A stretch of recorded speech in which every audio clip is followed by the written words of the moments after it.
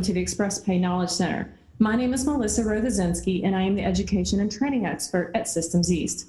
I'm also the host of our video and podcast series. Today is Thursday, August 30th, 2018, and our guest is Gary DeBaise. Gary is an account representative for the Xpress-pay product at Systems East.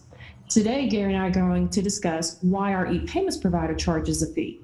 Hi, Gary. Welcome back to the show. Yep. Thank you, Melissa. Glad to be here again. So, Gary, let's dive right in. So we talked in a previous interview about why credit card companies charge fees and the different kind of fees that they charge.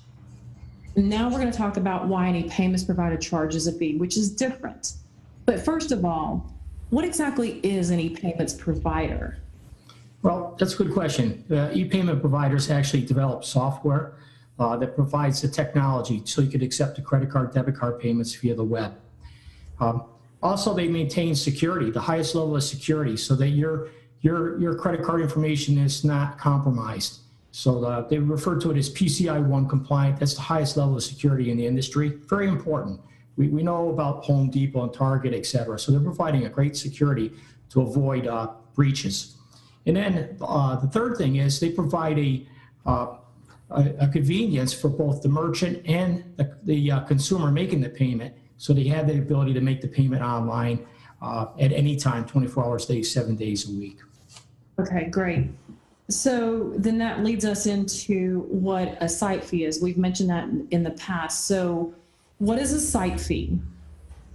Well, the site fee is a charge for the e-payment provider, basically, so that they can make a profit and they can provide the services that I mentioned. They develop the software, they have the highest level of security, and for the convenience too. So there's a site fee. It's a small amount of money, but it's definitely beneficial for all parties because of the convenience that ePayments provide. So then, Gary, how is a site fee different from a surcharge or a convenience fee? Well, a surcharge is just an added cost, okay? It really doesn't provide any value. The site fee is adding value. It's allowing you to be able to accept credit card payments online, as I mentioned, with the security where your credit card information is not going to be compromised.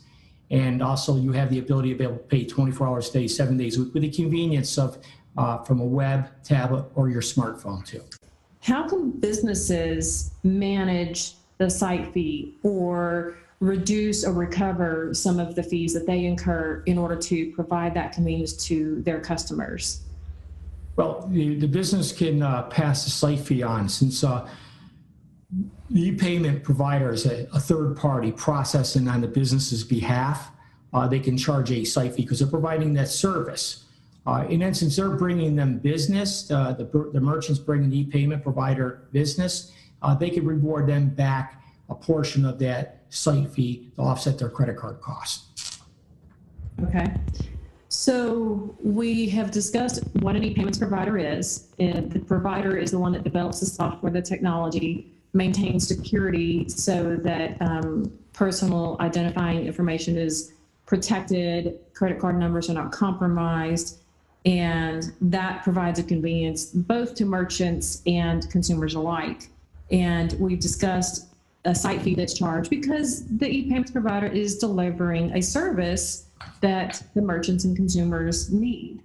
And we've discussed how that's different from a surcharge fee or convenience fee that the credit card companies charge. So, and a little bit on how companies can kind of recover those costs. Is there anything else that you would like to offer or add to our conversation so that our audience understands clearly what the difference is between fees charged by an e-payment provider versus what's being charged by a credit card company? Sure. I'd like to just talk a little bit about the e-payment site fee. Look at think of an ATM machine. You go to an ATM machine, they charge you $3 to $6 for a transaction. So they're providing you a service as a service so that you could get cash at that time at a convenient location, because there's convenience too. There are many different locations you can find an ATM machine. But also think of UPS and FedEx. They're providing a service. They're taking a package and they're delivering that package to a location that is desired to be at. And they're providing a service. So we're providing a service too.